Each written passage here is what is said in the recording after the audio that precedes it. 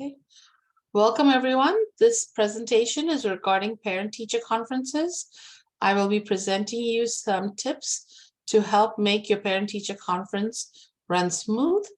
My name is Lorna Lorna Gilmore. Wow, Lorna Gilmore, and I am a family partnership specialist in the Issaquah School District.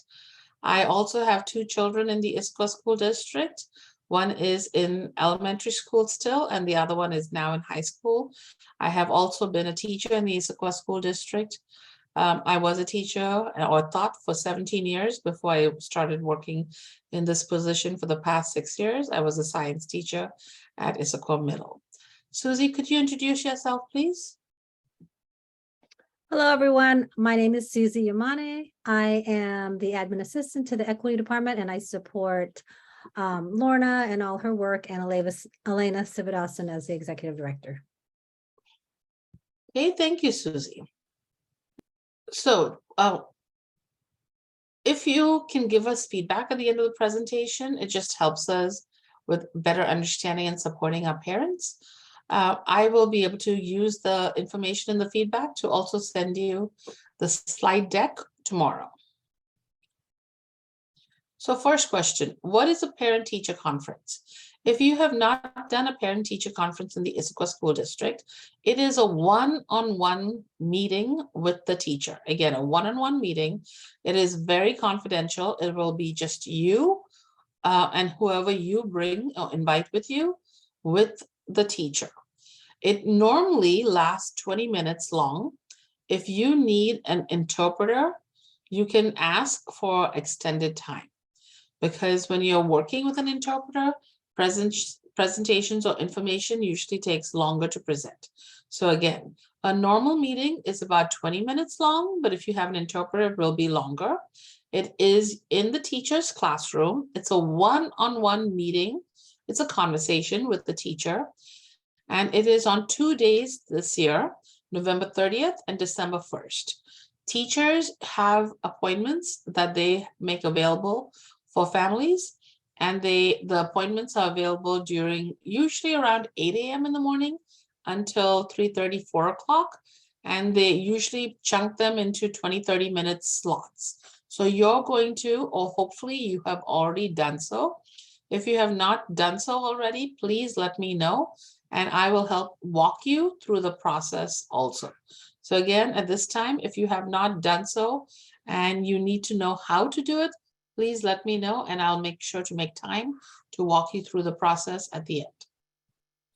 This scheduled meeting only takes place once a year in November, early December. It's the only time we have formal time to have a meeting with the teacher. Any other time, you can email the teacher and ask for a meeting. This is the one time that is given for parents and teachers, formally scheduled time off to make it very convenient for both the parent and the teacher to miss.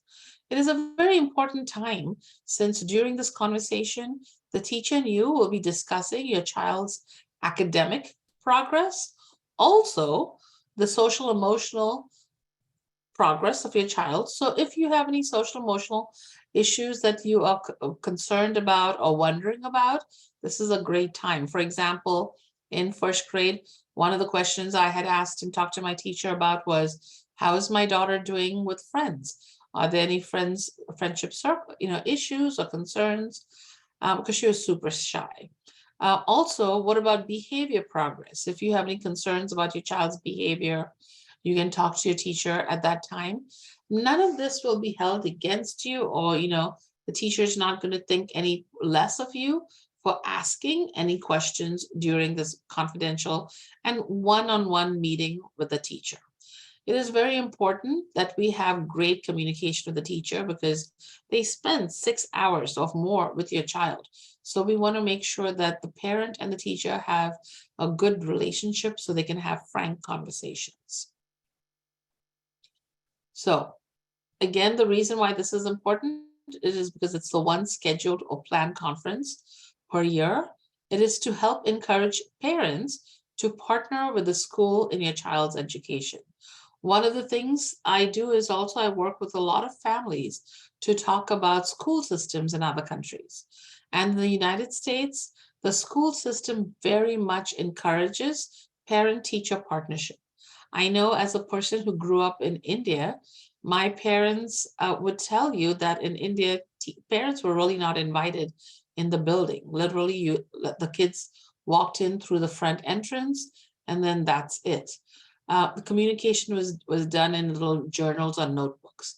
In other schools, they might have WeChat groups, or they might have a conference, a big group conference, or maybe they have a meeting that might not be fully confidential.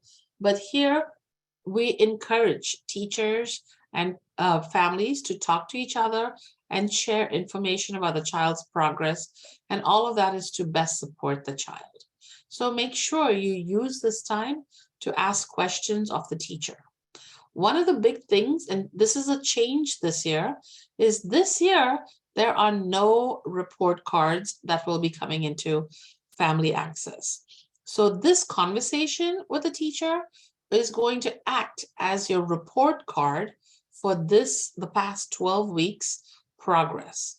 Now, at the end of March, you will be getting an email saying that a progress report will be available.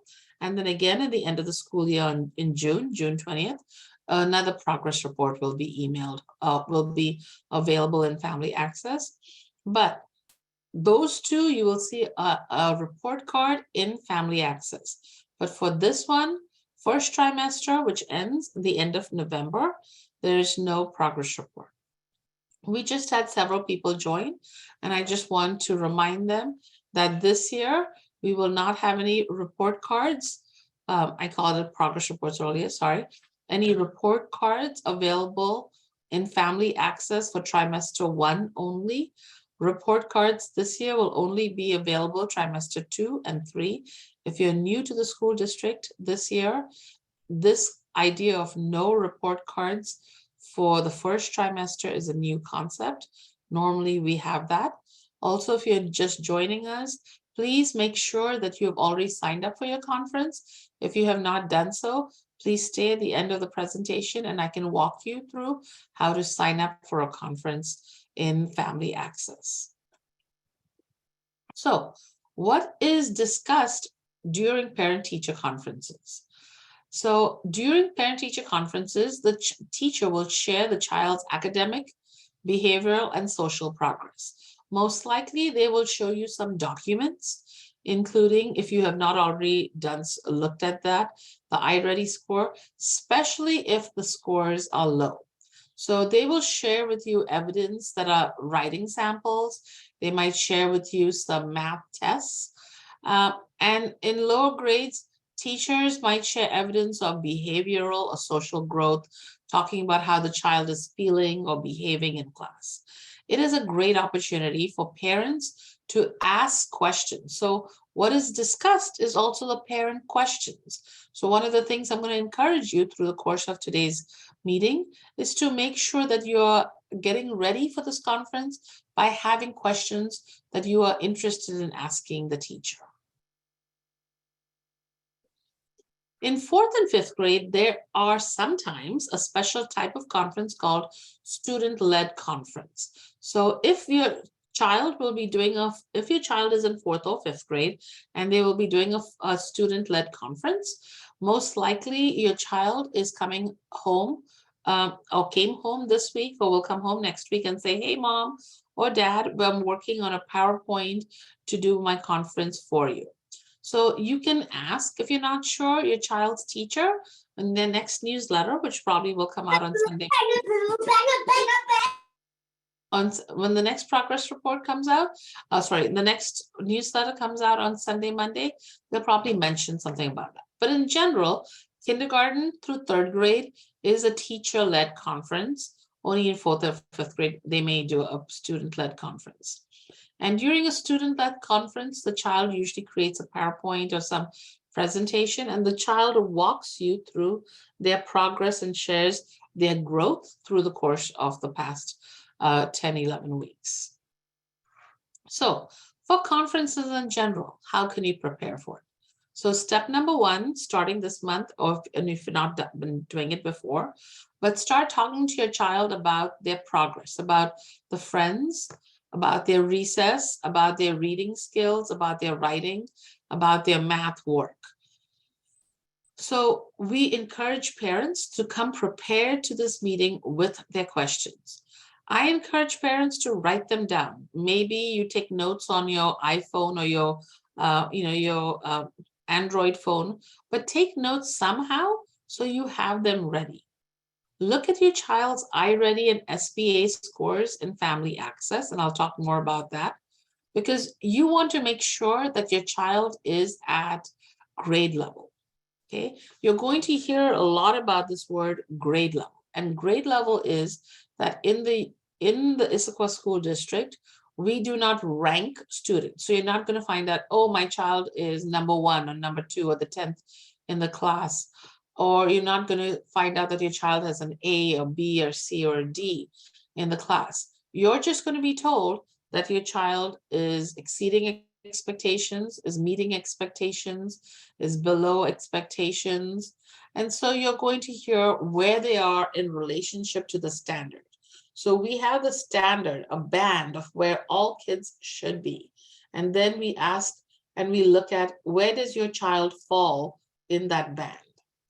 Most children, just FYI, in trimester 2 especially, you will see many children will probably get a level a 3, not a level 3, just a 3, which is meeting expectations, because very often they don't give 4s, which is above expectations, as the child is still learning through the course of the years. Sometimes they do, but depends on the teacher and their grading scale, but most teachers in the district don't usually give too many 4s. So make sure you celebrate the 3s in trimester 2 when you see them. You're not going to see any of that right now. What you should be looking at are your iReady scores. And if your child is in 4th or 5th grade, you could also look at their SBA scores in Skyward. If your child's teacher is sending home any paperwork, it will be in the child's binder, their take-home folder. So be sure you're checking your child's take-home folder for any work. This month especially, they might be bringing more work home as the trimester is ending. If your child uses Seesaw often, you might want to check the Clever Seesaw account to see if the teacher has posted any documents or photos of the child's work. If you are a English language learner, make sure that you ask for an interpreter, because interpreters are provided at no charge to you, because it is critical that you and the teacher communicate very clearly. I always recommend to families, even if your English is not perfect, still ask for one, because when it comes to such emotional or important kind of discussion, just like if you go to the doctor's office, it's helpful to have one, an interpreter. So test scores and preparing for it. Because we don't have a progress report this year, we're encouraging parents to look for at least some kind of data to help them better understand and prepare for where their child is in the class or in their understanding of reading and math. So if you go to Skyward Family Access, so you're going to log into Skyward Family Access, that's the place that you used when you went to look for your child's EVP, or if you look at the attendance or anything there, you will see on the left side, you will see a blue button that says test scores. You're going to click on test scores and it's going to show you multiple options, and you're going to look for 2022. So these were released last month in October, and the email just came out on Halloween Day about this. So you can see click on the test scores and you can see the math one or the reading one. In addition, last April, they released the SBA scores for your child, and this one will show both the math and the ELA, English Language Arts, scores for the SBA. SBA is a Smarter Balanced Assessment. It is a state test that is used in 46 states in the United States. So it is very widely used in the United States. So it's a great assessment that measures the progress of your child. It's not really about ranking, it's just to see the progress and to see if your child is meeting grade level expectations. Again, you're going to hear the word grade level very often in Issaquah School District. We do not rank kids. We do not give letter grades. We do not give a percentage. So we always measure children in elementary schools based on how they are doing based on grade level. Now, that sometimes frustrates parents because they want to get a little bit more clear data. Like, what does that mean? What is it out of? So, for example, in math, if in looking at the iReady scores, it's a scale of 1, 2, 3, and 4. And usually they just gave us the number 4, or they'd give us 3. This year they have given us a little bit more detail in that. So in this score, you can see that the overall math score was 4.0. And in numbers, this child is 3.30. So 3.0 means it meets grading expectation. So they're above grading expectation still. Algebraic thinking is above grade level expectation. So is measuring data, but geometry is a little bit lower. Same thing you can see for reading. The overall is 4.10. And here is, well, all the scales for it, information for it. In addition, you can see that the ELA scores for SBA, which is the Smarter Balanced Assessment, it's the state measurement of progress for students, was a level 4, which exceeds expectation. And in math, this is a level 4. So if your child is a level 1 and 2, so level 4 is the highest. If your child is 1 and 2, that's the group that you should be concerned about, and definitely have more conversations with your child's teacher if you see any of these numbers less than 3.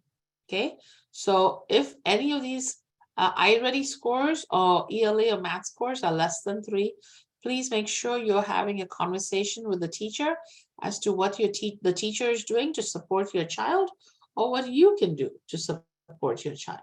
So if you click on the understanding, once you look at your math scores and ELA scores in iReady, and you still have questions, there is information available on the district website.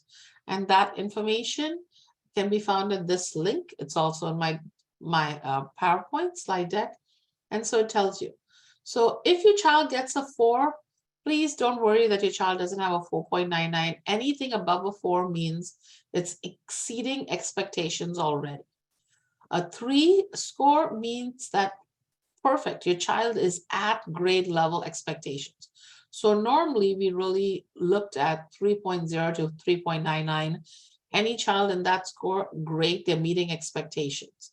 If they're just met at 3.0, maybe you have some concerns, because 2 is approaching expectation. So that's where we now have a little bit more concerns for our students. And 1 is below expectation. So if your child has a score in SBA or in iReady that's a 1, you definitely should be working with a teacher on how you can support your child. If they're an English language learner, that makes complete sense. And you can talk about what progress they're making as they're learning English. And I'm not sure if they're taking this test at that time, because it would definitely be very challenging for them. And then once you look at this, there are also questions, how do I, talking to the student about the score, if you're going to do so. I wouldn't do so for kids in kindergarten to 3rd grade. Understanding how to support for each topic, a little bit understanding on what does numbers, operation, algebraic thinking, geometry, the reading topics, what does that mean? Just in case you're thinking, hey, I want to help my child a little bit more, what can I do? And here are some resources for you to help you kind of better understand this. So very often parents ask teachers at school for resources, but note, going into it, these are some already available. Maybe you want to get something little bit more clarity on something specific beyond this. And very often the teacher would then recommend that you check the Clever site, because there are many apps on Clever. So if you have not done so already, visit your child's Clever platform, and in the Clever platform, you will see some options. And where is Clever? You can go to portals, you can go to Clever, and in the Clever platform, you will see that there is a link to launch the Clever site. And see if I can get in. So once you get in there, each of your teachers has created their unique classroom site. So my daughter's teacher had her music teacher, her library teacher, her PE teacher are all in here. Her last year's teacher is still in here, but we won't be using that. Now, those are the ones the teacher has really highlighted as being the ones. So I know my daughter likes to practice the typing. This is a key thing that all kids should always be practicing. Your child can always do extra practice on iReady, and so they can do that. They recommend that kids don't do more than, I think, 40 minutes of iReady or something. Can ask you based on the grade level, you can find out how many they should be doing each week. And then all students in K through 12 have an Office 365 account. They can do activities in Zearn. There are a lot of math activities in Zearn. They also have a lot of other resources, so they can also do reading. Some of us realize Reading Ally. My daughter really loves really great reading. She hasn't used that recently. And then there are many other resources that they can be using over here. And so just note that these are some of, Sora is one of the ones that they like to do. And then they can also check out books through King County Library System. For those of you who have kids in 4th and 5th grade, note that some of these apps will also be available for them, like King County Library System, where as they move from 6th through 12th grade. But these apps are already linked so that the students can easily access them and don't have to remember all of their passwords. That's why they're putting into this system called Clever, which is a learning management system. And if you're going into family access, remember you can go in through that application. So going to the next slide. So at the conference, what's going to happen? So you're going to attend the conference with the teacher. And one of the things you might want to find out is, will there be another teacher attending the meeting? In most cases, it'll just be you and the teacher, but it is possible that if your child is in the special education program, or if your child is a Title and Lab student, meaning that they get additional services in math and reading, there might be another support teacher in there to meet with you. Or I know at some schools, the Title Lab teacher, that's one person, meets with parents in addition to the classroom teacher. In many schools, if your child is in special education, your child's special education teacher might request a meeting separately than the classroom teacher, or might just come and visit you after your meeting with the teacher. It varies in all 16 buildings in elementary school at the Issaquah School District. But you might find out if your child is in an additional support class, if that support teacher is going to be there, you are always welcome to email that support teacher. They're not there and say, hey, would you mind if I check in with you to just discuss a child's progress at this time? And if the teacher is not available, they might suggest a meeting or conversation at a later date. Again, most meeting times are for about 20 minutes. And so what sample questions might you be considering? Sample questions might be, what is my child's reading level? If you've looked at iReady, you probably kind of have a good understanding of their reading level, but sometimes parents want to know what is their reading level in sense of Lexile number or FMP scores. And so you might want to know that, so that way you can support your child in finding out what books your child should be getting from the library, or if you go to the library with your child, or if you buy them books online, or from some bookstores, you might want to know what your child's reading level is so that you can help encourage and make sure that the book is not too hard, not too easy. And the teachers also have other tools to help you choose the best reading book or best book for your child. But in general, they'll encourage something that the child really likes. And what else is usually what I, as a parent, used to ask. Another question you might be talking about is what's my child's behavior like? Are they too chatty? Are they too quiet? Are they participating enough? Depending on how your child normally acts at home, you might be considering some of those questions. You might also want to ask for what areas of improvement do you see? So, do they need to work a little bit more on geometry or phonological awareness? Or do they need to work on social skills? Or do they need to work more on paying attention? What kind of skills do they need to work on? And then finally, another question that's very common that many parents ask is, how can I support my child in learning at home? And you can ask for some specific tips, or the teacher might point out, or you might say, which apps in Clever really would you recommend, and what kind of activities within that app would you recommend that my child do on their own? Many schools in the Issaquah School District do not give, elementary schools that is, do not give homework. They might give worksheets, and those are optional worksheets. And then they highly encourage kids to read anywhere from 10 minutes for the younger kids to 20 minutes for the older kids each day. So they don't, many schools have gone away from giving daily required homework, and the homework given is usually not graded, but reviewed in class and considered just as an optional learning tool.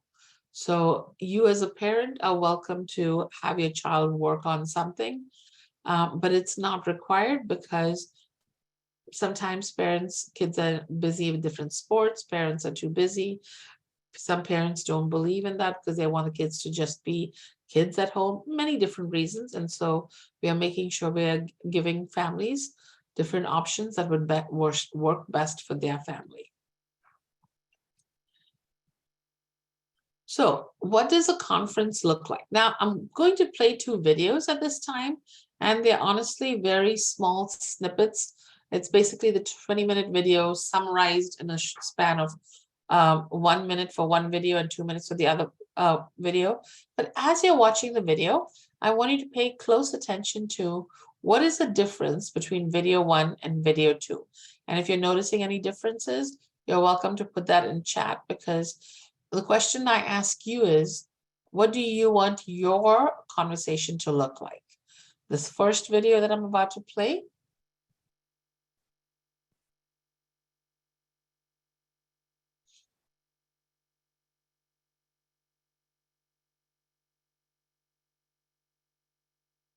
Hey, come on in. Nice to meet you. Nice to meet you. And have a seat. Thank you. Well, I look forward to meeting with you. So I have a few things to show you for today. What would you like to see first? Sure. Okay. So here's one of your daughter's recent math scores. She did very well.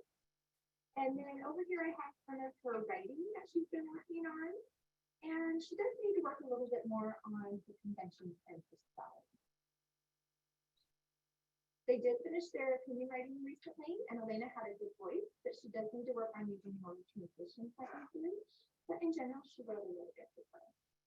Thank you. And this is our calendar for the year. We do have a field trip upcoming in March, so you want to go ahead and get that paperwork filled out and turn them in. Great. And do you have any other questions from your child? Okay. All right. Well, thank you so much for coming. Appreciate having you. Thank you. Okay, so that was video 1, and let's play video 2.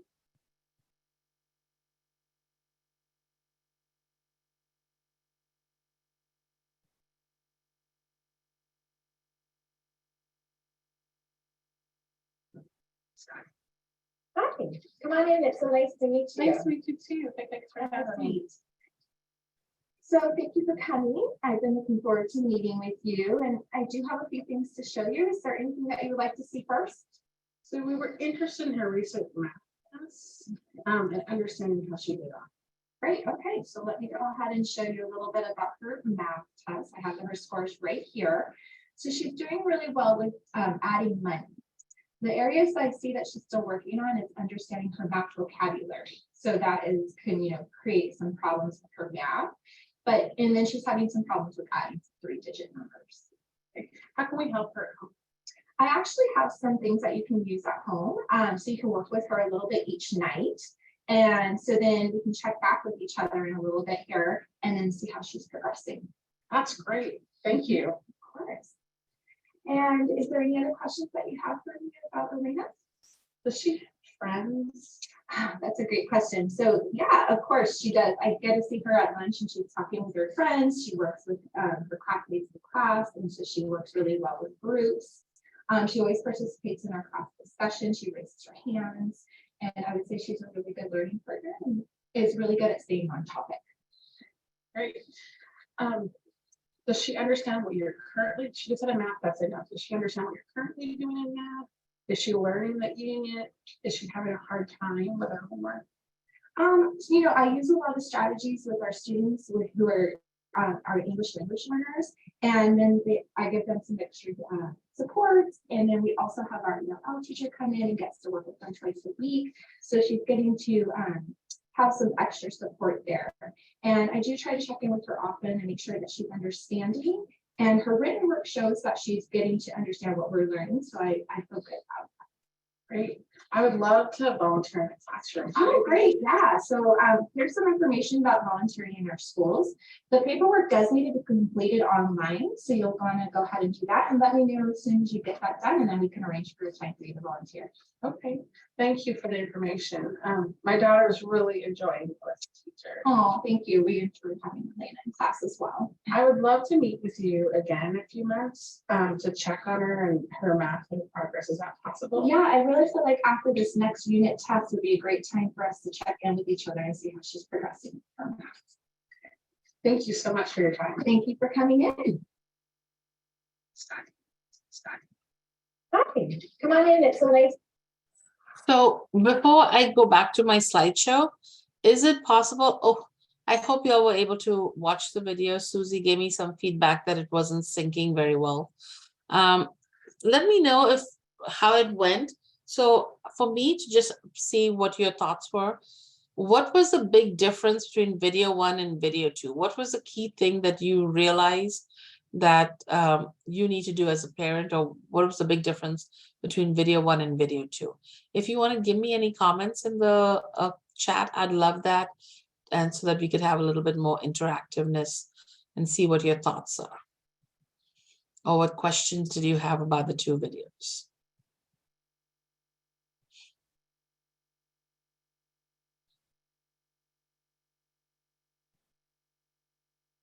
If one of you wants to be brave and just direct message me in the chat and just see what y'all noticed, I'd love that.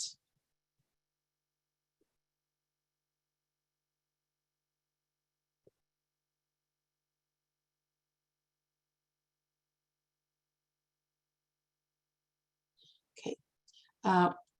So one of the things is what our goal was in creating these videos, and they were made by 2 teachers in our district, playing the teacher and the student for the purpose of this presentation.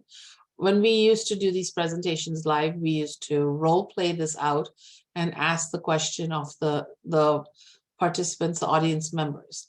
The main thing for hopefully you as a parent noticed is that you are the key player in this conference. In video 2, you may have noticed that the parent was asking a lot of questions. They came in and they wanted to know how they could volunteer, how the child's behavior was, how they were doing in the math test. Specifically, they asked questions. In video 1, the parent was very passive and just waiting for the teacher to give her the information. So the teachers can give you information, but it's honestly something that you can direct. So think of yourself as a driver of the conference. How does that conference go? Will depend on you. You can definitely have you and the teacher take turn driving. So your teacher is giving, your child's teacher is giving some information and leading some of the discussion, but you also want to make sure that you are leading part of the discussions and the conversation. So I hope you all note that the key is parent participation. The point of showing you the difference, these two videos, is to show you that the difference in the two conferences. It's not that the first one was a bad conference and the second one was a good conference. It's more that you can see what it looks like if the teacher is fully running the whole conference versus if you are directing what the teacher is giving you for information and how you can get more out of the conference. So asking specific questions is very, very beneficial to you to just help guide you in support of your child. So next question parents have is, well, what kind of questions can I ask? If you want to take a photo of this slide as I'm going through, I will also be sending it to you. If you fill out the feedback, feel free to do so. But there are many questions that you could ask of the teacher. Very often after I do this presentation, I still have parents say, well, can I ask my teacher these kinds of questions? And the answer is yes. I know that in some places we're not encouraged to question the teacher or ask teacher these questions, but it is fine for you to ask these questions. And it's actually, I would encourage you to let the teacher know that you have questions as you start the meeting so they can make time to make sure they answer those questions. I would also encourage you to write down the questions before the meeting. So many years ago, we used to give out this handout to the parents at the meeting so they could take notes and they could write down their questions. They could also follow up plans with the teacher and things that they wanted to do post-meeting, such as, do you want to try to have a meeting with a teacher, let's say in January or February or March, as a follow-up? Is there something that the teacher is monitoring that your child is doing, like maybe their progress with their math facts or their writing or the conventions or something? And is it something you want to discuss with the teacher in a few months just to check to see how things are going?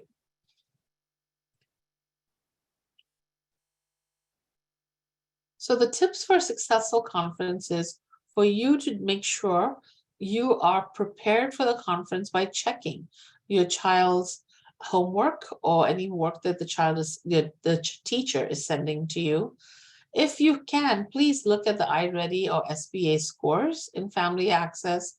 Write down questions you might have. You might notice that they are tired coming home, or you wonder if they're staying awake or if they are making friends or if they're happy. Those are kind of questions you're welcome to ask the teacher when you go in.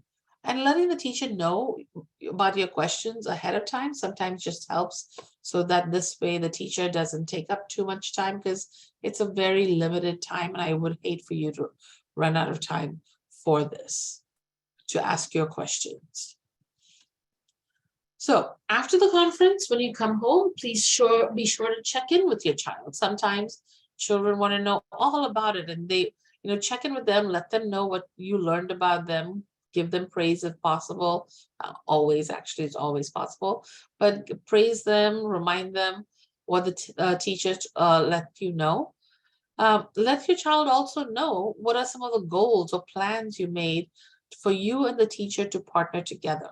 It's important that children know that their parent and their teacher are talking to each other and they're making plans and goals, so they know that they're being monitored on both sides. Follow up with questions or check the child's progress monthly or every other month as needed, whatever you decided with the teacher. Talk to your child about what they did at school periodically. Check their backpacks every day or definitely by Friday.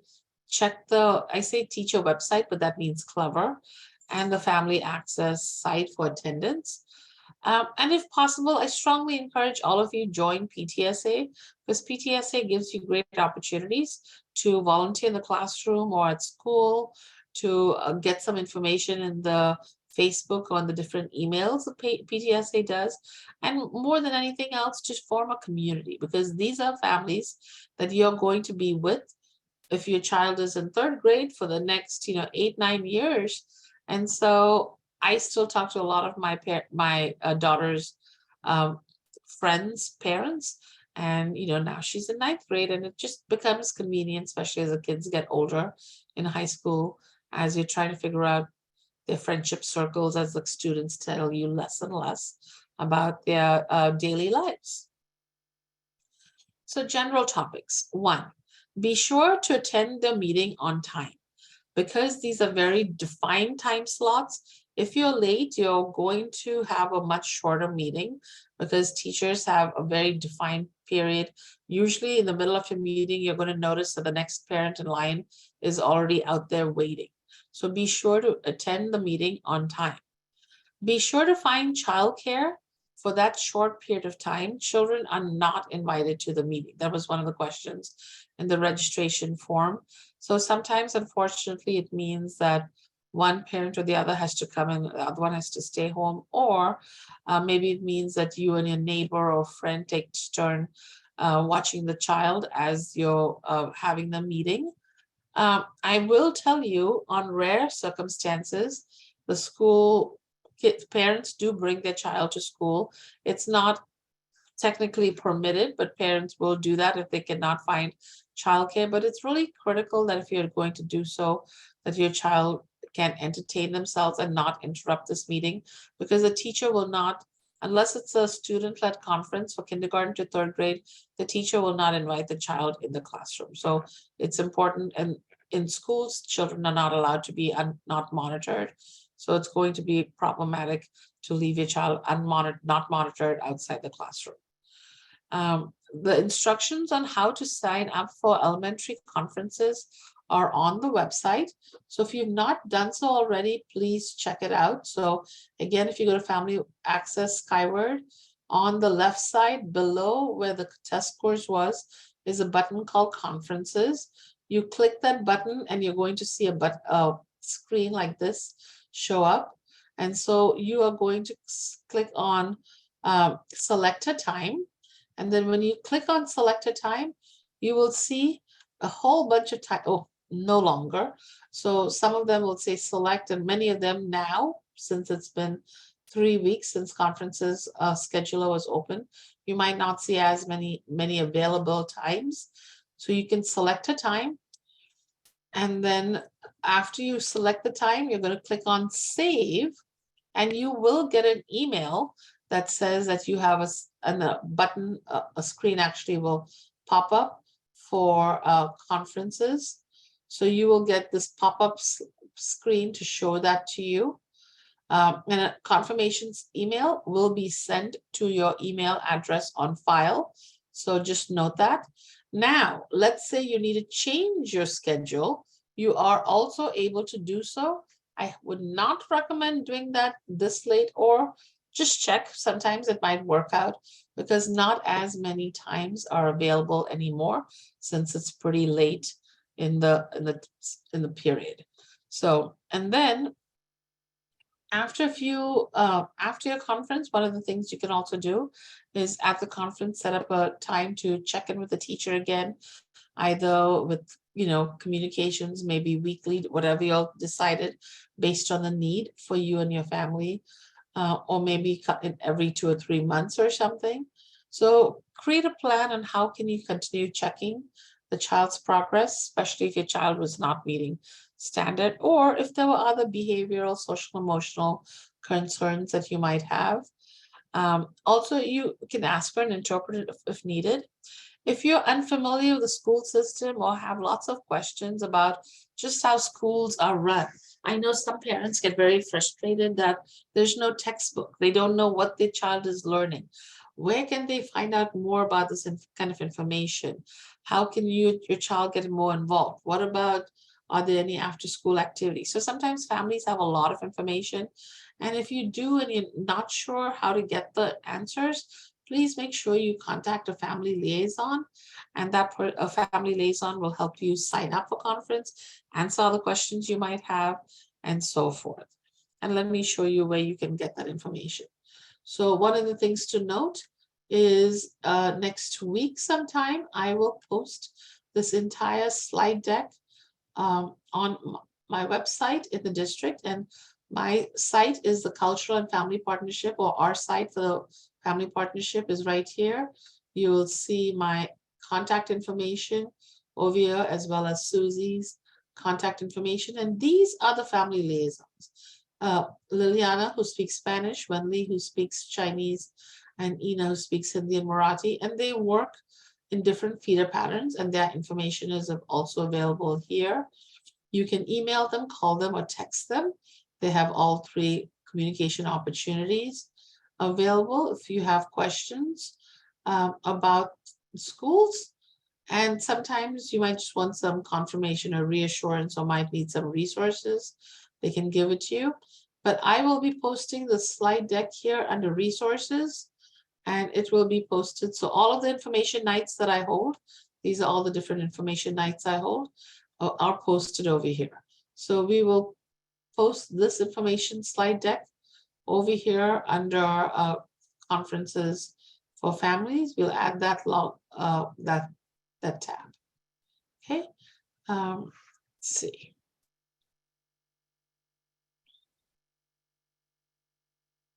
So we talked about coming on time, contacting a liaison. And then our next event, if any of you here are fifth grade parents, note that we will be doing a transition to middle school in January. Most likely it's going to be January 11th. It's a Wednesday, and you can register for that event using this QR code. You can either take a picture now, or I'll share it with you in the slide deck soon. So that'll be another event. And then finally, we are now here at questions. And I'm going to put that slide on with this QR code if you would like to complete the feedback form. And also at this time, I am happy to take any questions you might have.